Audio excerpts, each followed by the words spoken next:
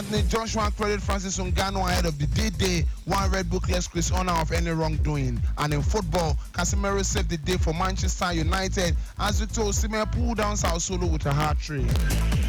Good morning and welcome to another exciting edition of Sports Trip. I am Olujimi Dare-Ogun saying welcome to the show. And so we begin with Formula 1 where Red Bull's team principal Chris Horner has been cleared for an internal investigation into his behavior towards a female colleague. Allegations of inappropriate and controlling behavior had been made against the 50-year-old. Quoting the spokesperson of the company, it says, Red Bull is confident that the investigation has been fair, rigorous and impartial. End of quote. Horner, who has led Red Bull since 2005, denied the allegations. He will remain in his role as team principal and chief executive of Red Bull Formula 1. The statement, which was issued by Red Bull head office in Austria, claimed the complaint has the right to appeal, while the details of the allegations or the investigation were not provided by Red Bull. Now to tennis, ATP has announced a multi-year strategic partnership with Saudi Arabia's Sovereign Wealth Fund as the state increases its involvement in professional tennis. The ATP rankings plus the year-ending World #1 award will be named after the Saudi's Public Investment Fund. PIF Uncut branding will be seen at some of the ATP top biggest events, starting at India Wells next month. The value of PIF investment in the men's tour has not been reviewed. Quoting the ATP chief executive Massimo Calvelli, says, our strategic partnership with PIF marks a major moment for tennis. It is a shared commitment to propel the future of the sport. End of quote. PIF will also sponsor tour events in Miami, Madrid and Beijing, part of the ATP 1000 circuit, the highest level beneath the Grand Slam events, as well as the season-ending ATP finals. Grass court events in the UK, including Queens and Eastbourne, we also offered an encore sponsorship deal with PIF, but the Lawn Tennis Association turned the opportunity down in January. Saudi Arabia has invested huge amounts of money in football, golf and boxing in recent years, but the nation has been criticized for its poor human rights record, particularly about the treatment of women and criminalization of homosexuality. And now to tennis, where Christopher Morales' Williams 400-meter indoor world record cannot be ratified because of an issue with the starting blocks. The 19-year-old Canadian ran 44.49 seconds at the SEC Indoor Championship in Arkansas on Saturday. Reports said the blocks did not comply with World Athletics regulation. The U.S. Track and Field and Cross Country Coaches Association said Morales Williams' time remained an all-time world best. American Karen Clemens set the indoor world record of 44.57 seconds at the same track in Fayetteville in 2005.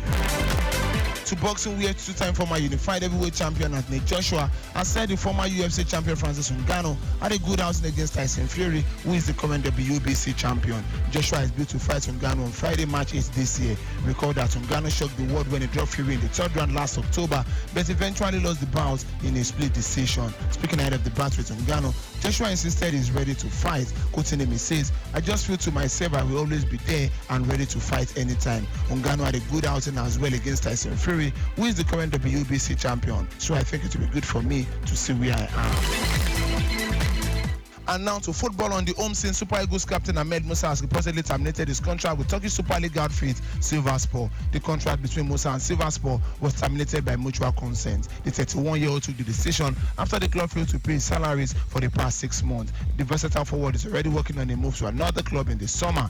Musa joined Sivasspor from another Turkish outfit, Fatih Karagümrük, in 2022. He made 9 league appearances for the club without a goal to his name.